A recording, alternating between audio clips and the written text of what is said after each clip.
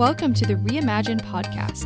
Each week, give yourself 30 minutes and meet the people working hard to create the future of insurance today.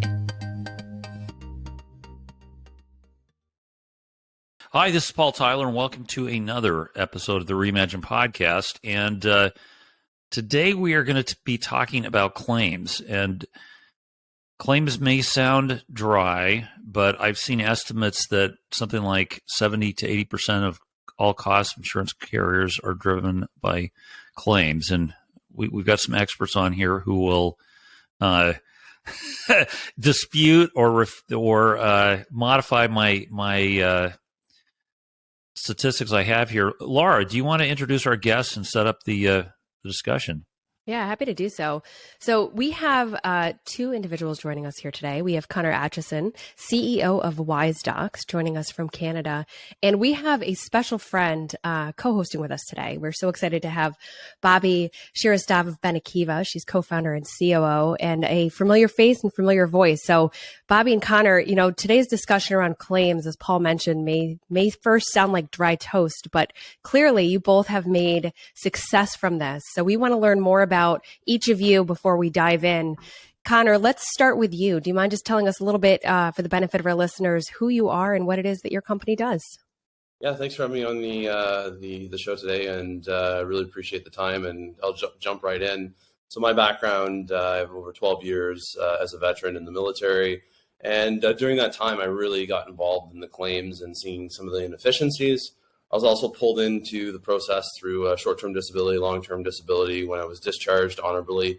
And that hit home for me. I seen that there was a real issue in how do we actually help our veterans, but anyone that actually has to go through a claims process, whether that's auto accident, whether that's, workers' compensation, disability. So I think it's been overlooked. It's dry, it's not sexy, as they say, but it's really, really important that we start really shifting how we look at the claim space, how we deliver value, and how we really give the claimants the best outcomes and care as possible. That's great. Thanks so much. And Bobbie.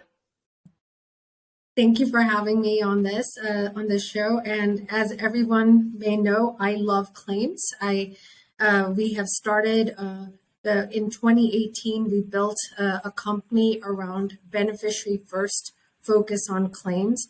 So what we've done with Benekiva is we've created a low-code, no-code platform with all use cases of claims.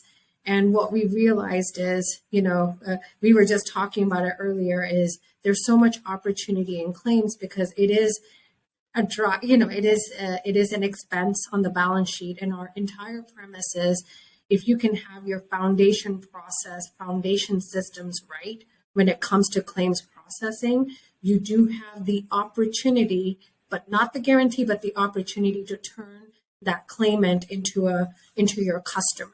And it all depends on the experience that they get at the time of claim. Paul, I believe you're you're on mute. Yeah. 2023 can't come soon enough. Somebody has to do it though, Paul. Somebody right? Yeah, better you than Bobbie or Connor, exactly. myself. Yeah, so Connor, maybe we could just dive a little deeper into the problem you're solving. So if I'm an insurance carrier, what problem are you solving for me, and what's unique about your solution?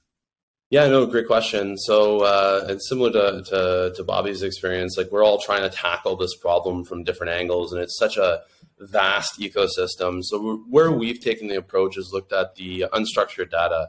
So you see a medical record that typically goes directly to a claim, workers' compensation, disability, et cetera. But how do we get through that record faster to make a decision and to make sure we have the right information? So really that's where we've really set up to try to tackle that problem, and we provide that solution to our clients so that instead of 8, 9, 10 hours of manually going through page by page of a PDF, you can get all of that information in 45 minutes to an hour and a half. So then it can actually enhance that value chain. It can go to the right clinician to review it. We can look at any indiscrepancies in that claim. We can start finding things that are often overlooked, errors and omissions, et cetera. So really that's the value we bring, and we really try to help our clients get that time back so they can go to higher value tasks and improve the outcomes. And Bobbie, maybe talk to us about. I know you're focused on a couple different product lines, and you're very embedded in the claims processes for a number of companies. If I'm the claims officer, chief claims officer at a company, what are you solving for me exactly? So what we're solving for is, instead of your claims team going into 5, maybe 10, and in sometimes 16 systems to process a claim, what Benekiva does, it allows them to have one platform, and through integration allows them to be in one system to process the claim. So for example, like Connor's company would be an integration where if I need to request medical records, once I've received the medical records through the platform, we could run it through, for example, Wisedocs, to do that decisioning and give that decisioning back to the platform so that they're not going into multiple places. So they could be in one place to be truly efficient in their claims process. So it sounds like there's a lot of moving parts and pieces. We have the, AI side of things. We have the human intelligence side of things. You both come from, different backgrounds, but that you have a passion for this. And then there is a piece of it where I'm sure we're not even seeing it. So it's computer plus human equals, successful outcome. How has, in both of your cases, I'd be curious, how has the last, say, 2.5 years with the pandemic, how has it impacted your business and what you do and what you work to solve for? I'd imagine that maybe the number of claims could have risen in the last 2.5 years. So what does that look like, and what kind of impact has that had on you? I guess, Bobbie, let's start with you. So we've seen a couple of scenarios. First, COVID was an accelerant because there is no longer a choice of being in your work environment to process a claim. And when you know from a claim perspective, there's so much legacy stack, as well as legacy processes such as fax and mail, that you no longer can rely on that to process claims. So we work with carriers that have had backlog because of just the human element of processing the claim, that we've been able to really streamline and even eliminate in some scenarios.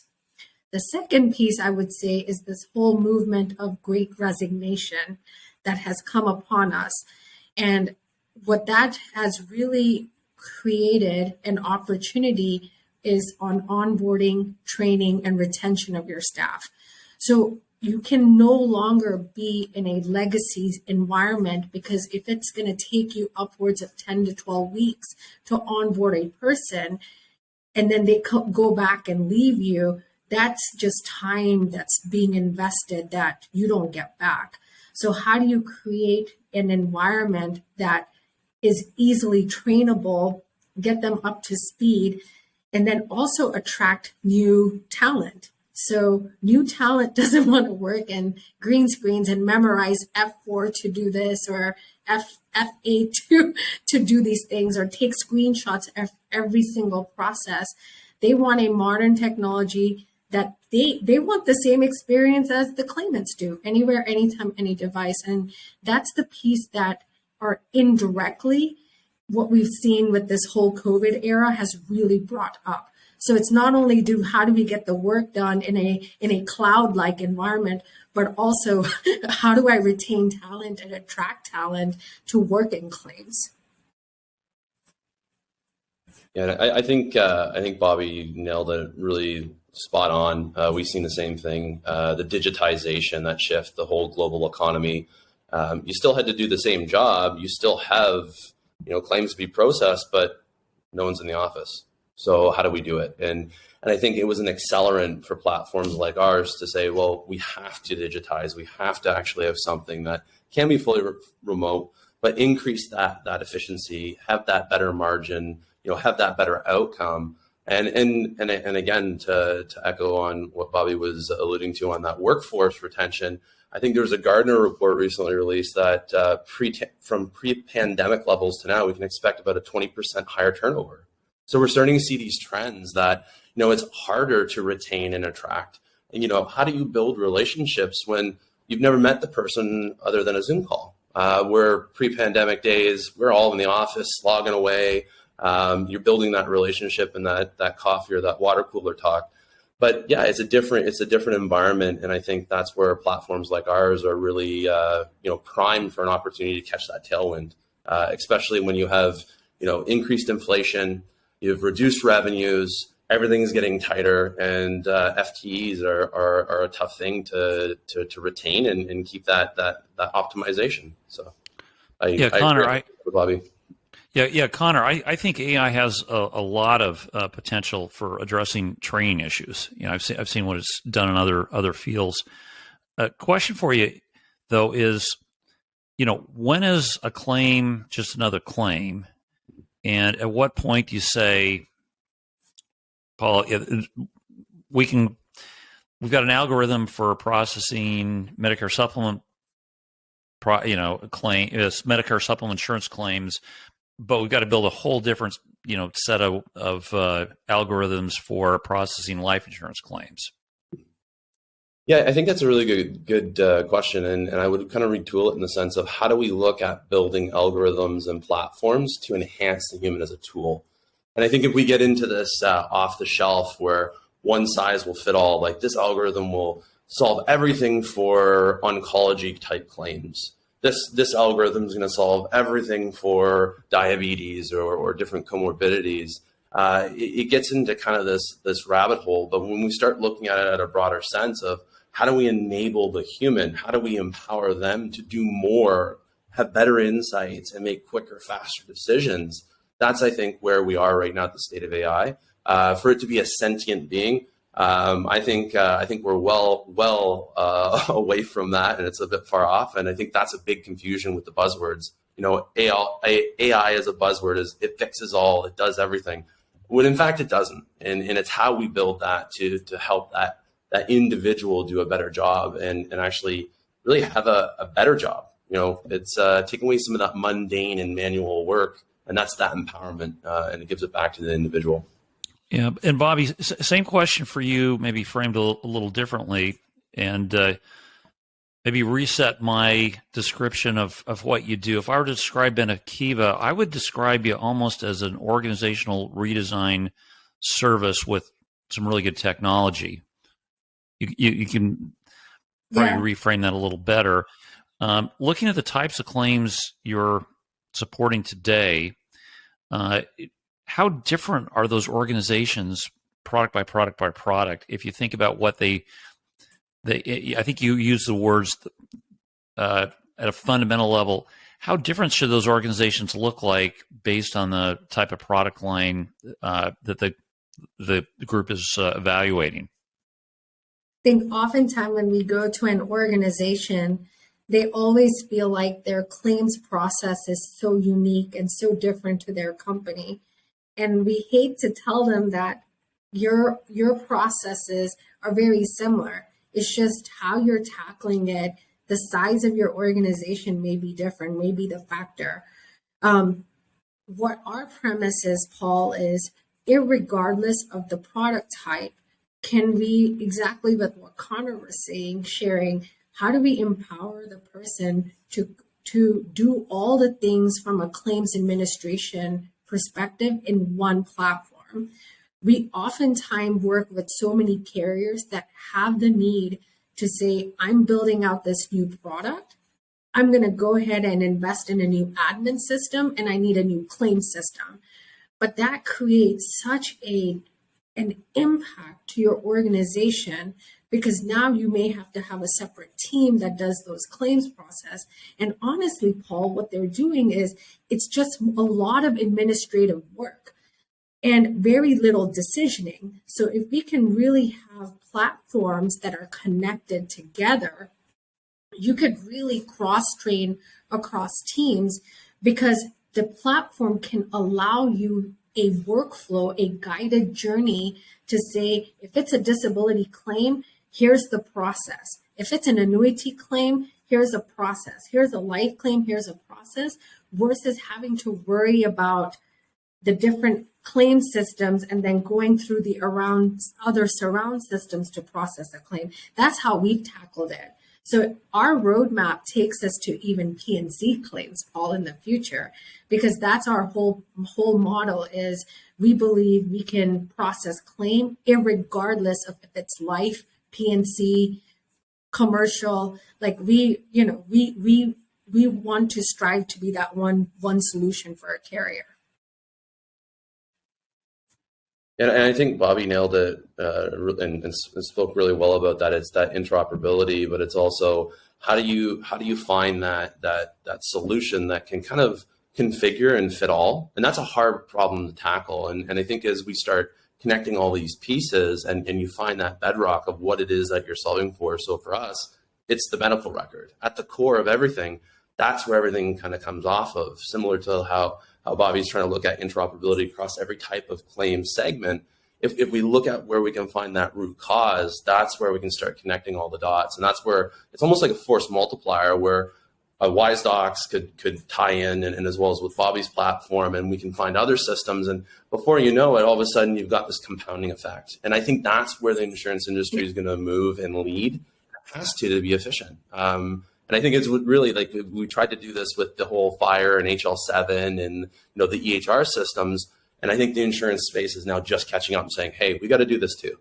So I'm really excited about it. It's a great spot to be, even though it is dry, as some people say. But yeah. But to what Connor's saying is, it is really that partnership and that ecosystem that you can build. So we oftentimes tell customers, like we focus so much on the claims value chain, right? So if we tell warning signs to carriers, if your admin system says that they could do everything around the claims process, run, because the chances are they can't, because they can't solve every single process, because our focus from a company perspective is on claims platform. Connor's company is focused on how do I take unstructured data and make decisioning to empower. So when we start to connect these pieces, best of breed, it just becomes like, from a carrier perspective, true efficiency. And this is where they can start to do true innovation on the product layer and not worry so much about the tech side, because the tech ecosystem is there to help support them as they create new products. They don't have to worry about admin, claim, docs, right? Everything is kind of working seamlessly, payments as well. So. And I love that, like how you alluded to that, Bobbie, because it's like, everyone thinks they're doing it different, but it really is all very similar, right? And it's, if we can just connect those dots and get more of these partnerships, all of a sudden it's like, oh, why is this so complicated? It doesn't have to be this complicated. So yeah, I agree with you 100%. So I'm curious, because to me it sounds like that would just make perfect sense, which is probably why it hasn't happened yet. But what do you think it's going to take to get there, right? What would it take to you just both talked about this illusion of perfection, or at least best in breed, and getting to that point. Is it more conversation? Is it more introduction? Is it more partnership? What needs to happen to help get us there? I can go first, Connor. I think honestly, it's going to take getting out of your own way and really allowing different voices to be heard that are diverse, right? So maybe you may be picking a partner that's helped you in your transformation journey, but allow other voices that are experts in those voices to be heard, because they may be designing a process in their lens and they've not evaluated other voices. That's what I would say is, like, don't listen to one voice as you're going through your claims transformation effort. Get multiple people that are domain level experts and let them share the voices, because I think that's what's going to help you drive that business case and allow you to really plug and play these partners together. Yeah, and I think also to education. Right, it's tough where you've had an industry that has always been kind of legacy in nature, a little bit behind the eight ball in the sense of, hey, we don't need to innovate right now. But if we can educate, create those partnerships, really start connecting the dots and showing people why and what that value creation is, that's where the change is gonna start. But I think it's going to take a while, and I don't think that's an overnight, you flick a switch and all of a sudden, hey, we're there. I think it has to really, it's industry leaders, it's companies like ours, like Bobbie's, myself, it's our teams, it's our relationships with the carriers, it's that dialogue. And if we can start moving that, it's even on the podcast right now with you guys, if we're not discussing this and we're not educating, how do people know? And why would they want to change? Because right now, if it works, it works. And that's kind of been the old mentality. Don't fix it because it's not broken. But I think it is broken. So. Yeah. Well, I agree. But I have a follow-up question to what Laura asked you, which is, fine, you sold me. I'm running claims at our insurance company. What new jobs should I start to fill, or what new skills should I start to impart in my organization to be ready for this transformation? Yeah, if I would look at it, it's shifting from up that value stream from a digital transformation. So now you have the platforms, and you can say, so what? Okay, now it's giving me value of better margins, less cost of goods sold, less FTEs. But I think we have to shift the economy, the global economy, on that digital aspect to where are the higher value tasks that we can empower our teams. So what kind of things can we start thinking that would improve that? Now frees us to do that, where before, if, like an example, a mundane task of manually going through a medical record on one screen on a PDF that would take 6 hours to go through, say, a CAT assessment of 2,000 pages, now you can just put it into a system and in 45 minutes, it's done for you. Well, in that time that you've just saved, what can we do to empower that individual to start looking at new innovative things within the organization, new processes, more integrations, more opportunities? And I think that's where we shift that workforce from just in a sense, and I'm not trying to say in a negative way, but like a drone where it's next repetitive to, I want to contribute, I want to think, I want to engage. And I think that's very powerful for innovative teams and innovative carriers. So, yeah, Bobbie, should I hire a change management person? Should I hire maybe somebody who's very much knowledgeable about running IT projects? I mean, going back to what Connor's saying is, if you, let's say from an efficiency perspective, we get rid of the administrative work and they're focused on high value work. This is where, from a carrier perspective, as you're innovating on new products, services, now you can start to really create what I call like center of excellence. So you may not need a claim person that's only does life. You can now say, I want to cross them to do annuity. I can cross them to do disability. I could cross them to do PNC, right?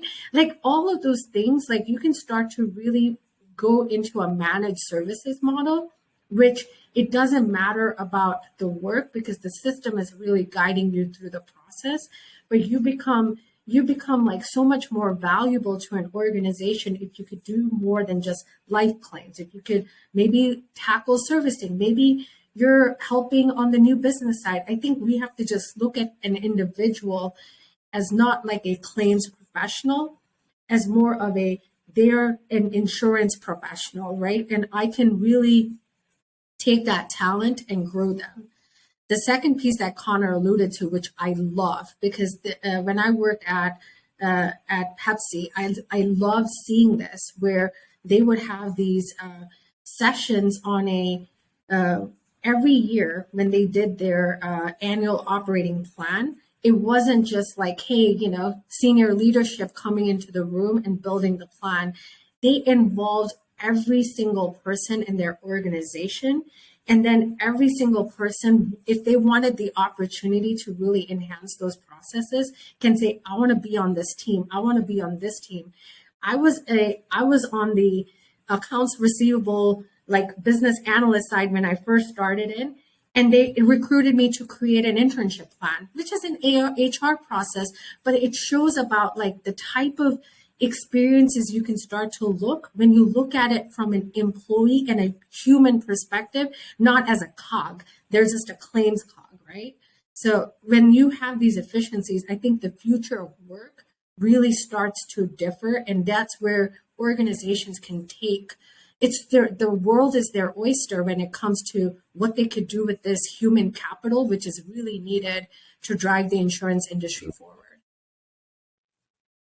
And it's also culture. And I think to build on that, where Bobbie's alluding to as well, is now all of a sudden you have that collaboration, you have that diversification, you have that different perspective that you didn't have before. You've unlocked that potential. And what type of culture, that excellence, do you want to drive as an organization? Because if you can put that forward and you give people opportunities, those individuals will step up time and time and time again. And that's where you're getting some of the best outcomes as a business. And you really want to come to work empowered and you have purpose. And I think that's the key to this. You're not just a drone. You're not a cog in the wheel. That's the future if we really want to build effective, efficient, really cutting edge and innovative carriers and insurance business and best practices. So as you're both going out. Oh, go ahead, Bobbie. No, I was going to say, I was told by an early mentor in my early career days as a brand new leader, the one piece of advice I received, I think this is like close to 15, 20 years ago, is every person that comes to your company wants to do a great job, not just a good job. They want to add value. So looking at it from that lens really changes your perspective in terms of how you can really empower them. So staying on the theme of employee empowerment and team member empowerment, Connor and Bobbie, curious for you as well. When you go out and say you're building your own teams, what kind of talent are you looking for? And it's less about, I need a certain skill set, but when you look at a human, what kind of, attributes are you looking for? Characteristics have you found through your teams that you currently have? People are going to shine. Have you found anything to be similar between your high shiners? Yeah, it's, when I started the business, I really took it from military ethos, camaraderie, esprit de corps, and that culture, and that's at the forefront. And when we interview and the type of talent that we attract, they have that same value. It's the values you share. And I think that is such an important filter that you put in place, because not everyone's meant for the same culture and the same role in the same company, and that's fine. But when you really build like high performing teams, those values are critical. And it's about lifelong learning. It's about innovating and thinking and always just really trying to be there for each other and pushing that bar. Because when one person steps up 10%, the next person steps up 15, and then there's 20. And if you're building a culture that way, that's anchored on those values, it's phenomenal on how cohesive that team is when it really gets tough. And that's what it comes down to. When push comes to shove and you fall on tough times, it's the person beside you. And if you don't build that from the outset, I think that's where organizations have a lot of leakage. I think there's a ton of turnover, and you just don't have that loyalty. And I don't blame individuals if it's not there, right? I wouldn't want to work for an organization like that. Yeah, I love it. It's once you've established a culture, it's very difficult to change. And both you and Bobbie mentioned you need to accept change, embrace change as a positive in the business. If I'm saying the boss's boss, whoever's running the claims organization, here's a little different angle. Bobbie used the word center of excellence. Okay, today's age, we're focused on the next quarter's earnings. Maybe if you're owned by a different company, maybe you've got a luxury of a couple of years. But the days of focusing on 10 years down the track, they're very rare. At what point should an organization say, you know what, let's double down, let's make this truly a center of excellence versus, you know what, Laura, this is such a rat's nest, I'm going to outsource it to somebody who's really good and knows what they're doing. So I don't know, Bobbie, when you do your assessments, when do you tell people to say, yeah, you got something good, make it better versus, Paul, give it up. This is too much. Start from scratch. I mean, oftentimes we are in landscapes where they have, outsourced, and even for those outsourced organizations, we end up being the claims platform. So it kind of, for us, we want to make their lives better. I think it really, it goes down to metrics, right? Like it goes down to KPIs. And honestly, Paul, like what we're seeing is there's going to be some areas where from just a talent perspective, you have to look at that, right? There's just, you may not have an option, right? But in some scenarios where I believe if it's your core, you want to have good insights and you want to control that process. And to me, like when it comes to whether you're deciding to offshore because of talent purposes or just a cost reduction purposes, or whether you can internally do this, I go back to the experience and let the experience guide because your experience is your brand. So how do you navigate that is your choice in terms of the KPIs and what's costing to do business. But I think you can't give that up, right? Like the minute you outsource, if you don't have an experience level expectation or metric, you're going down a very bad rabbit hole of just outsourcing. I mean, it makes sense to some scenarios where you may be outsourcing like if you're still on legacy stack, right? And there's going to be some things that's going to take time. Some of these organizations can help alleviate that, but you have to be in a balance, right? And to me, experience matters, and those are things that should you offshore or should you just create an excellence in your team to do that? Yeah, and I would I'd follow on that. KPIs and OKRs are critical. I think if you do not have the end state in mind, you will spin, and that's where you really lose a lot of the momentum. And it's the momentum, and when you have that, it's doubling down on that momentum. You know what's working. You've hit your key results. Your objectives are clear. The team rallies behind that. I can't remember. Someone told me at every meeting with your team, you should outline your objectives, and it takes about 8 times before someone actually remembers it. So if you're not always enforcing that and showing that vision, but also the end state and intent, how do you know where to course correct? How do you know if those are the right objectives, the right key results, the right indicators? So absolutely, I think it's so critical setting the bar ahead of time. And that's the excellence that propels the organization and the team. And it lets you know where to shift as well, theoretically. Yeah, absolutely. So I'm gonna flip and shift to my favorite question of every episode. And I'm going to use the word momentum to help us get there. So clearly, both you and Bobbie making tremendous motions and moves in this space.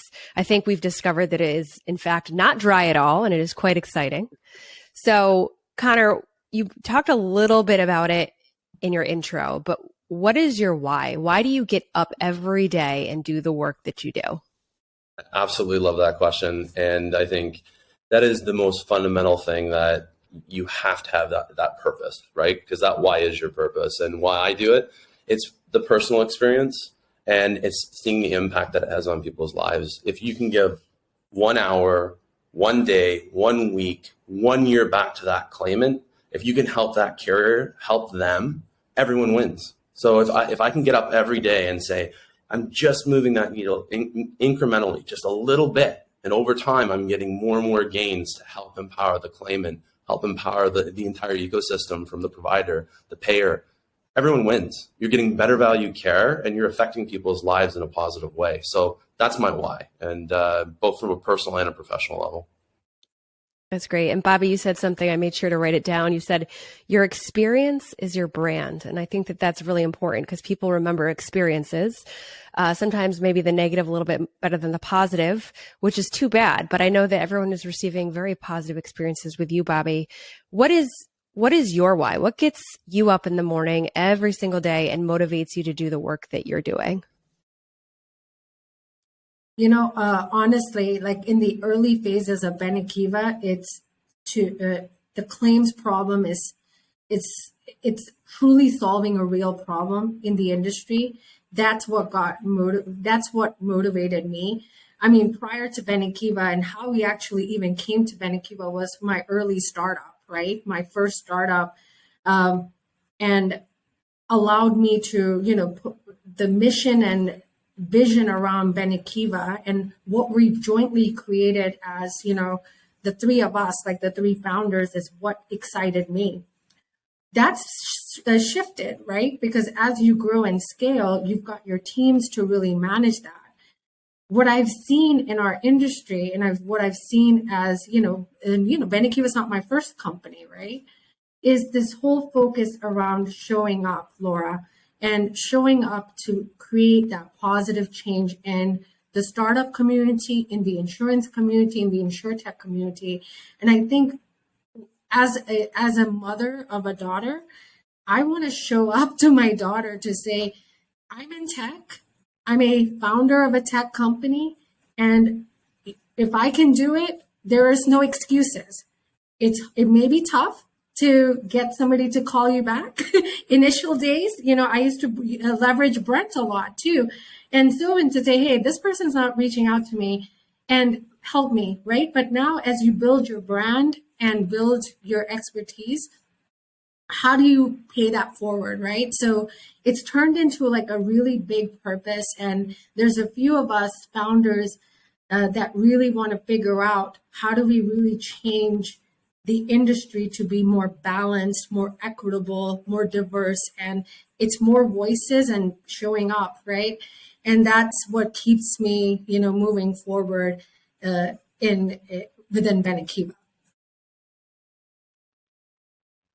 Oh, that's great. Well, listen, thanks so much, Connor, Bobbie, for your time. Laura, it was a great discussion as usual.